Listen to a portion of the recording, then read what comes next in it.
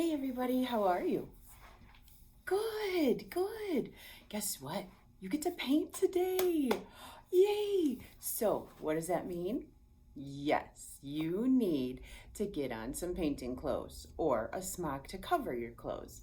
So make sure you do that and then cover your space. Cover it up with something that it's okay if it gets dirty or if it can be washed, okay?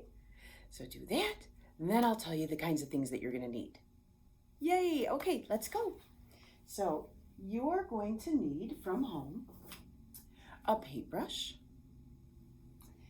and some scissors. And if you want, this is up to you, some markers or crayons, okay? All right, let's get started. The things that will be in your kit will be some clothespins,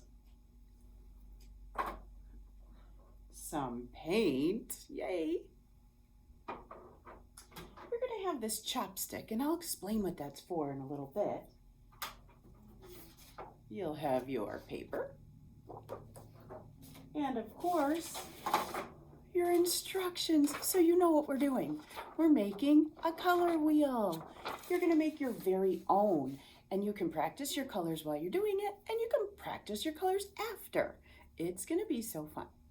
So the first thing I want you to do is I want you to take your paper with your color wheel and start coloring it in. Now, this is where you get to decide. You can paint or you can color. And your big person might want to help you with this because you have to know where to put the colors, okay? Each little triangle is a different color. So this triangle is going to be red.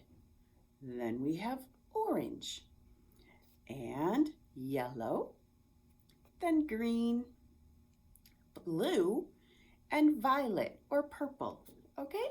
So you guys get that done, paint or color. If you're painting it, you want to let that dry. And after it's dry, cut that circle out. I colored mine in, and you can paint it or color it however you want. I just did mine like that. I colored. I decided I'm just gonna color it. So once you have it colored, we're gonna go ahead and cut the circle out. So we're gonna take our scissors and follow the big line around and cut out a big circle. And that's gonna be called a color wheel. Okay, and then we get to take that color wheel and use it to practice our colors. And what's really neat, and you little ones might not quite understand this, but it's actually going to work our fine motor skills as well. Okay, so we got our color wheel all cut out. But now we need something to do with this. That's what we're going to do with our clothespins. So, and our paint. We can take our one clothespin, and a fun way that we can paint this without getting our fingers all painted, which I'm sure you don't mind, but that's fine, is we can take this chopstick, pinch our clothespin. If you take it and you pinch, it opens this end.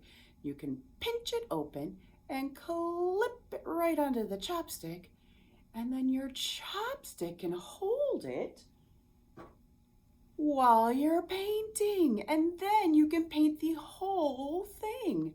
It's really a neat idea. So you can paint your whole thing. You want to paint each one of these chopsticks a different color. You want to paint each one of these colors. So you want one red, one orange, one yellow, one green, one blue, and one purple or violet. So we have to get started on that. Paint. And then you want to let them dry. So we're going to let all of those clothespins dry. And when they're dry, we can use our color wheel. We can take our blue one and clip it to the blue. We can take our orange one and, slipped right out of my hands, clip it to the orange. We can match colors. We can say orange goes with orange. Blue goes with blue. Yellow goes with yellow. Violet, here we are. Violet goes with violet. Green, that's right, goes with green. And what's our last color? Yes, red for stop or strawberry. And that goes there. And then your color wheel is all done. And then you can take them off and play again. Or you can play with maybe a brother or a sister or a cousin or a mommy or a daddy or anybody. It's so fun. So you guys have so much fun playing with your color wheel. And if you want to show me pictures, I would love to see how all the different color wheels are going to turn out. You guys have fun. Don't forget when you're finished with all this to clean them up. It's always important to clean up. You might have to wash your hands. You'll probably have to wash your paintbrush. You probably want to throw away your chopstick, clean up the garbage from cutting, recycle all the paper, put away the crayons and markers. Easy peasy, lemon squeezy. Have fun, everybody. See you later.